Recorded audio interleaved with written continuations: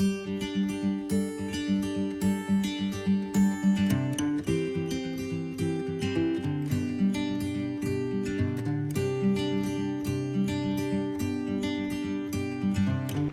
guys, Kip here, Thousands of Roots, coming at you with another video today, mainly about the garden, an update on our Mission Impossible of having all the animals out of our living space, our garden area and living space.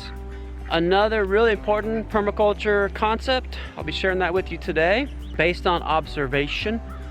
We shared before in another video, and I'm gonna see if we can put a link up there about it, our biggest mistake on the homestead. We'll link that, because that's another piece of something that we need to do, and I'll show you what I'm talking about. There's a big paddock here, big paddock as in, well, not big, but it's about an acre, a full acre, that right over there, the fencing is messed up behind the pond to the road. Let me just take you over there. See, now as I'm going, I'll show you that Lil, our mini Jersey that we milk, she's out in this paddock. We can let her out over here without any fencing, because then we can just come and get her, no problem, easy peasy. She'll come, just with us asking her to come, basically. She's super sweet. So she's over here just munching and crunching away. Listen to that.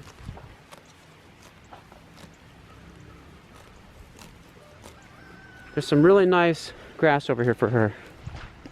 So I'll bring you over here to the pond and show you what has occurred over here. When the pond was built, the guy doing the digging needed a place to put the extra bad soil, like super rocky clay soil. And so the fence was taken out right here. So this whole section is no fence. Now Lil, she's not inclined to go over that and to try to go over that and deal with that. Our other cows will go over that. So the fence stops here. So we just need to throw up a chunk here, basically from that cedar tree to this cedar tree. Perimeter fence. That's what this is, perimeter fencing. So this is already fenced off here. This is where I did a video on putting the gate in. We put the gate in right there. And then it goes behind the swale, back here, and then all the way down the back of the swale. So what we're in need of is, number one, a little bit of time for me and the boys to repair that fencing.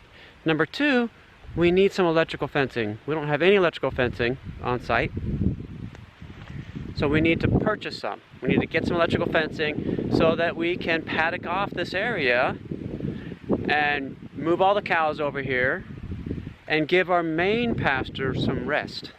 Here's our main pasture. That's Roan, our bull. We need to give this pasture, or this big paddock, rest. So we have to have a way to be able to move the cows around in a different area. Okay, with no further ado, let's get to some permaculture concepts in the garden and gardening design, garden planning.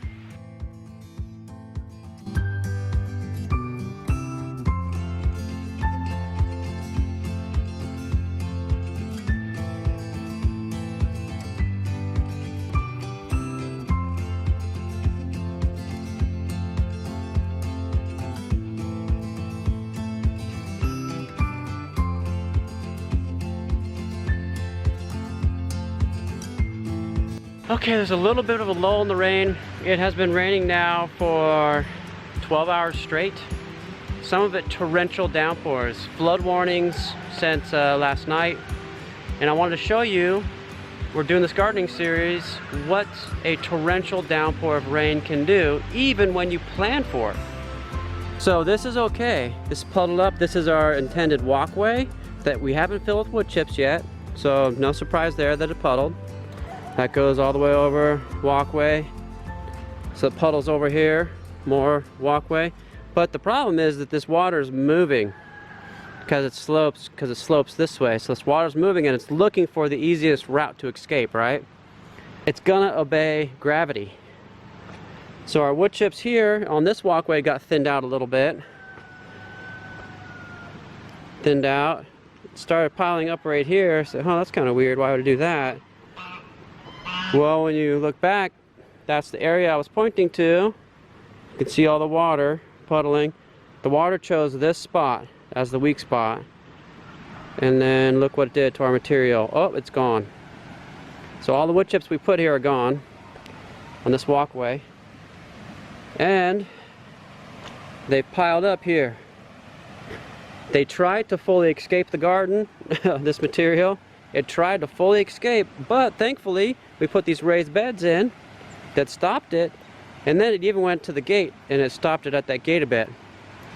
So thankfully we did design it the way we did, but we still have a little bit of work to do, right?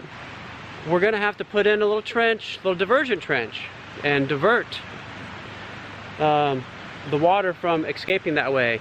And here's something that is downplayed in design. When you're designing a garden, putting in a garden, designing landscape, is observation. Now Jeff Lawton talks about observation a lot. He says ideally you can live on a property for 1 to 3 years before you really design and implement it, so that you can observe where the water goes, where the water runs during events, major rain events. So we are observing what's occurred. We designed for it, but now we're observing and we see that it still has got work to do. So through observation, we're going to get this garden in really nicely, and it should stand up to, for the most part, it'll stand up to major rain events. So it's starting to rain again pretty good. I better get this camera out of the rain. Yay!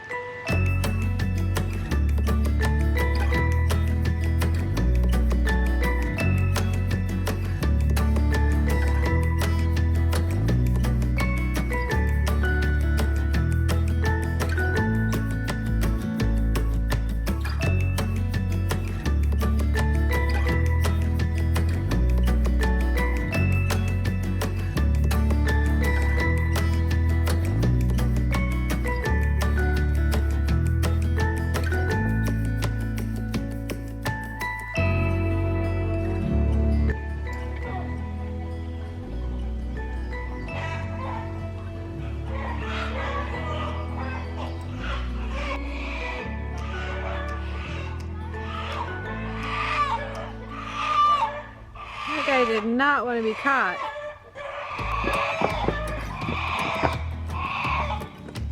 Already been clipped. But we've since added a little bit of fence line over there. See if we can get the last few chickens out of our garden space. Good job, guys. Good job, Josh. Good catch. Just like Art and Bree, we've got a Bonnie and Clyde, huh? And a Roadrunner. 3 chickens that just cannot seem to keep in. More like 3 Stooges. 3 Stooges? Yeah. What did the chicken do today in your garden, Nate? It ate my little plant. Yeah, you transplanted a Chinese cabbage and it gobbled it up, huh? I know, just a second ago. So, no more chickens in the garden. So this isn't pretty and it's probably hard to see, but we added this deer fencing, plastic deer fencing scrap piece that we had, and used these little stainless steel clips all over to add another 1.5 feet to our 5-foot horse fencing that was not keeping our chickens in. It doesn't stretch the whole way around the yard, but it stretches around most of the side that connects to the garden. And the biggest thing is it goes over our gate. This gate is what's been the main escape route for the chickens. So you can see we've made lots of attempts to block the gate. Put these metal spikes and a couple rows of the string, and then now it's complete solid with this deer fencing all the way up. And we've also been clipping their wings, huh, Jay? Yeah. Been clipping the wings of all the chickens that get out, but they were still, even with their wings clipped, getting up over the 5-foot horse fencing. So that's why we added a little extra height there. We may have to go around the whole yard with this extra deer fencing. It looks like it's working with white hens. Yeah, the one of these white hens was getting out, and we clipped her and she's stayed in ever since, so that's good. So this goose here, actually last fall we got 3 pilgrim geese, so we thought we were getting a trio, a male and 2 females, and we found out this spring we actually got 3 males, and they're not pilgrim. And no females? No females. The 3 that we got are all turned out to end up mating our females, and so he's in here because we don't want to mix another breed in with our pilgrim geese. We want to keep the pilgrim geese pure, and he is part pilgrim, part tufted, I think. So he's guarding. It's actually a good thing because this chicken yard right here is right on the edge of the creek, and we've had raccoon prints and things down on the creek, and so it's good that he's here to protect this crew from any raccoons that might get over the 5-foot horse fencing. We still need to put a lot more mass into their yard. It's really muddy here at the top because everything just goes down the hill and down toward the bottom part of the yard. It's all piling up down there. So we're going to keep adding mass up here at the top, and it'll eventually work its way down the hill, but hopefully level out in time, and then all be nice thick layer for them to scratch through year round. All right, thank you so much for watching. This is Kip with Thousands of Roots, and here's the garden area where we got a little bit of work to do, putting in a little bit of a diversion, whether it's a diversion trench or some kind of diverter, so that during major rain events we can not have the water come running through here and wash out our material. So we're going to get that put in, and when we do that, we'll show you, we'll bring you along. Again, thank you so much for watching. Please remember to like, share, and subscribe if you haven't subscribed already. Check us out on Patreon, and whatever you do, do it with your whole heart. Did you have fun out there? Yeah. Puddle stomping? Were you puddle stomping? Mm-hmm. You have fun out there, Jay? Were you stomping in all the puddles? That's fun, huh?